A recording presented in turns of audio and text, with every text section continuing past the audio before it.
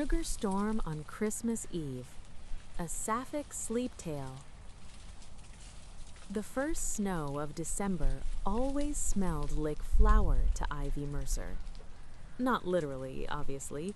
Snow didn't carry scent the way cinnamon did when it hit warm air, or the way vanilla clung to your fingers long after you washed your hands. But the first snow made the whole town quieter, softer around the edges, like someone had sifted powdered sugar over the rooftops.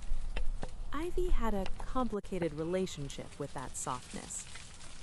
It was why she'd opened Mercer and Crumb in Marigold Creek in the first place. She liked rituals, measured things, timers and temperatures, dough that responded to steady hands. She liked mornings that began the same way, lights on, ovens preheated, the first tray of croissants hissing when butter met heat. She did not like holiday romance. Not since the year she'd been 26 and foolish enough to believe in it. Not since a woman named Elise had promised she'd be there after Christmas, right after the whirlwind family visit, right after the one last thing at her job in the city. Right after, right after, right after. Ivy had waited with her hands deep in soapy water, watching suds pop on the surface like tiny, silent goodbyes. So no, Ivy didn't do holiday romance. She did gingerbread competitions. It was safer, frankly. Gingerbread didn't leave. Gingerbread didn't text you on Boxing Day with a paragraph about timing and distance, and you deserve someone who can fully show up. Gingerbread just collapsed occasionally, which was at least honest. The town's annual Gingerbread House Showdown was a week away, and Ivy had already sketched her design 3 times on the backs of old order forms. A Victorian storefront with tiny spun sugar windows, a fondant lamppost, icing snowdrifts. Classic, precise, the kind of build that won judges who appreciated craftsmanship over gimmicks. Then the new bakery opened across the street. It was called Juniper and Rye, which sounded like a candle scent and a flirtation. The window display featured braided loaves that looked too pretty to slice, and a chalkboard sign in looping handwriting that said, "Hot chocolate, extra marshmallow energy." The first time Ivy walked past, she rolled her eyes so hard she nearly saw the inside of her skull. The second time, she saw the owner. The woman stood on a stool in the front window, stringing fairy lights with the kind of focus Ivy respected. She wore a green beanie, hair escaping in dark curls, cheeks pink from the cold that slipped in every time the door opened. She bit the end of the light string in a way that made Ivy's brain do an unhelpful little stutter. Then the woman looked up and caught Ivy staring. Her smile was quick and warm, like a match struck in a dark room. Ivy kept walking like she hadn't been seen. Inside Mercer and Crumb, she told herself it was nothing. New competition always made her vigilant, that's all. That afternoon, a flyer appeared taped to Ivy's door. Gingerbread House Showdown, registered competitors list. In neat printed font, it read, 1. Mercer and Crumb, Ivy Mercer. 2. Juniper and Rye, Rowan Hart. Ivy stared at the name like it had personally insulted her. Rowan Hart. Of course. The showdown weekend arrived with the kind of cold that made the world brittle. Ivy hauled her gingerbread panels to the community hall in carefully padded boxes, her jaw tight the entire drive, as though clenching could keep her from noticing the way her stomach kept doing a ridiculous fluttery thing. She told herself it was nerves. Inside, long tables lined the hall. Competitors unpacked their creations like sacred offerings.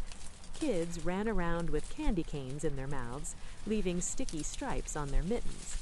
The air smelled of cloves, gluey icing, and anticipation. Ivy set her pieces down and began assembling with brisk efficiency. Royal icing, steady pressure, no wasted motion. She didn't need to look up to know when Rowan arrived. She felt it the way you felt a door open in a warm room. A shadow fell over Ivy's workspace. "Hi," a voice said, light and amused. "You're Ivy." Ivy kept piping icing along the edge of a wall panel. "And you're Rowan." Guilty. Rowan leaned in slightly, careful not to crowd. "I've heard things." Ivy lifted an eyebrow without looking. "Such as?" Rowan's smile sounded in her voice. "Marigold Creek has strong opinions about baked goods." Ivy finally glanced up. Rowan's eyes were hazel with flecks of gold, like someone had scattered caramel through them. She wasn't wearing the beanie today, and her hair was twisted up messily, a few curls loose around her ears. There was flour dusted on her sleeve like she'd fought it and lost. Ivy's chest did an inconvenient little shift. Rowan nodded toward Ivy's build. "That's stunning." "Thank you," Ivy said. She meant it, and that annoyed her. Compliments from rivals supposed to feel like tactics. Rowan gestured toward her own table. "I went less traditional." Ivy looked. Rowan's gingerbread structure was a whimsical A-frame cabin with a candy glass skylight, piped evergreen boughs, and a little gingerbread fox sitting on the roof like it owned the place. It was charming in a way that made Ivy's precise Victorian feel like it had been ironed. "I see," Ivy said carefully. Rowan's smile widened. "I'm not here to steal your crown, Ivy." Ivy's laugh came out before she could stop it, brief and surprised. "That's generous," Rowan said, and for a second her gaze held Ivy's like she was included in the category of things worth a second look. Ivy returned to her icing with a steadier hand than she felt. "Try not to drip melted candy on my table." "No promises," Rowan said cheerfully, and walked away. The competition unfolded over hours. Ivy built her lamppost. Rowan piped tiny sugar snowflakes that looked like lace. The judges wandered, praising this, critiquing that. Ivy stayed in her lane, focused on structure and symmetry, while Rowan worked with a kind of playful confidence that kept making people stop and smile. At the end, the town vote would decide, and Ivy could practically hear the inevitable. Then the weather changed. It started as a whisper against the hall windows, snow flicking the glass like someone tapping a nail. By early evening, the wind had teeth. The town organizer, Mrs. Delka, announced the results would be postponed. "Roads are closing," she said into the microphone, her voice tinny. "We'll resume judging tomorrow morning, once it's safe." A collective groan rolled through the room. Ivy packed her supplies with efficient irritation. Tomorrow morning meant driving in blizzard aftermath. It meant lost baking time at the shop. It meant the kind of disruption that made Ivy's skin crawl. Rowan appeared at her elbow again, looking out the hall doors where snow had already piled. "Well," she said, "that escalated." Ivy slung her bag over her shoulder. "I can make it home." Rowan gave her a look that said she'd met stubborn before. "Have you seen outside?" Ivy hadn't, not properly. She stepped into the entryway, opened the door a crack, and was met with a wall of white. The wind shoved snow into the gap like it wanted in. She shut the door fast, heart thudding. Mrs. Delka clapped her hands. "We've got cots in the back room for anyone stranded. The hall has power and heat. We'll keep the coffee on." Ivy's first instinct was to refuse on principle.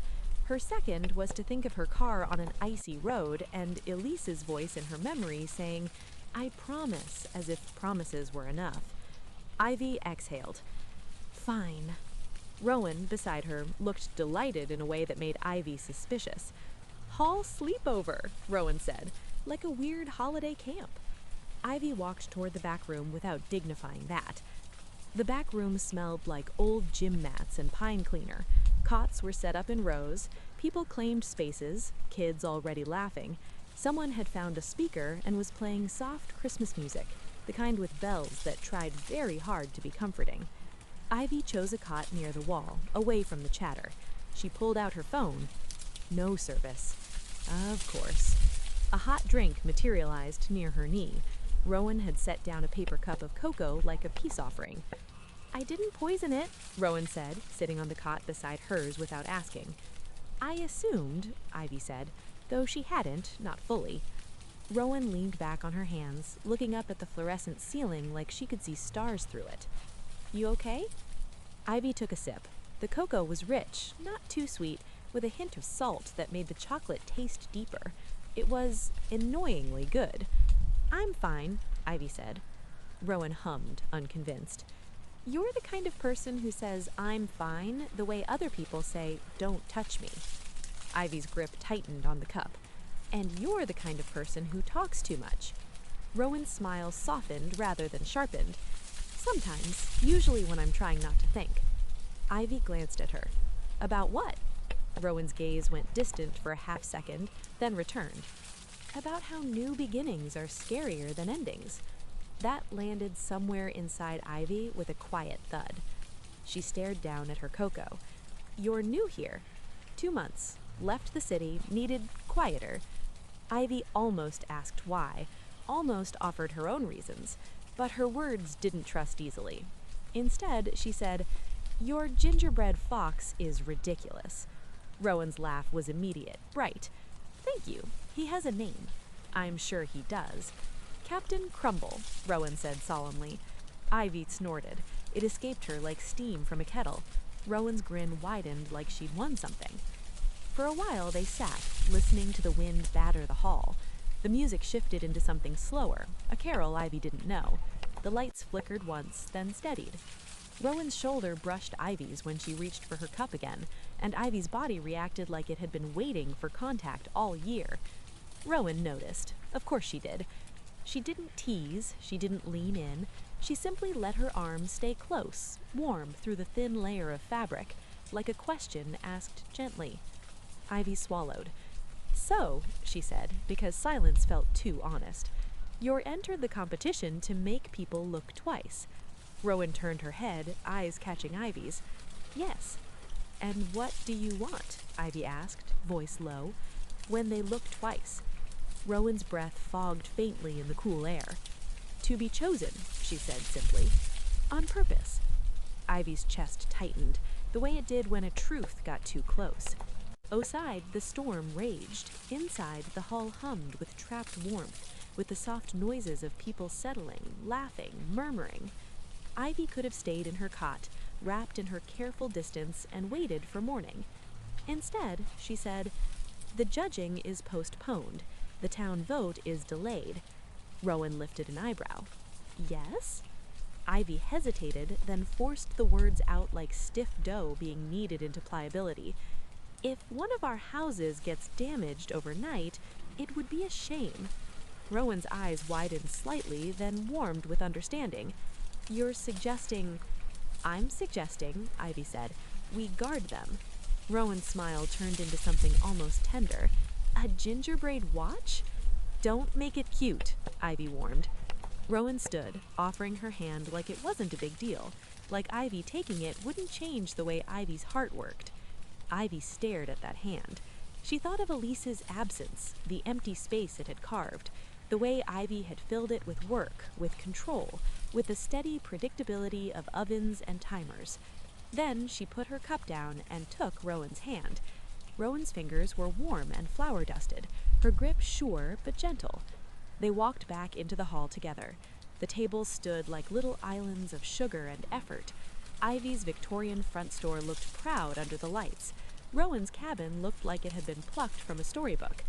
They sat on folding chairs between them, facing the gingerbread creations like solemn guardians. Rowan nudged Ivy's knee with hers. So, she whispered, truce? Ivy glanced sideways. Until the storm passes. Rowan's ear crinkled. And after? Ivy looked at the 2 gingerbread houses, both made of fragile things held together by sweet, stubborn glue. Outside, the blizzard threw itself at the night. Inside, Ivy felt something in her loosen, just a fraction, like a knot finally giving way. After, Ivy said, voice quieter, we'll see. Rowan smiled like that was enough for now, like we'll see could be the start of something, not the end of it. They sat there through the night, trading stories in low voices. Rowan talked about cities that never slept and how loneliness could still find you in crowds.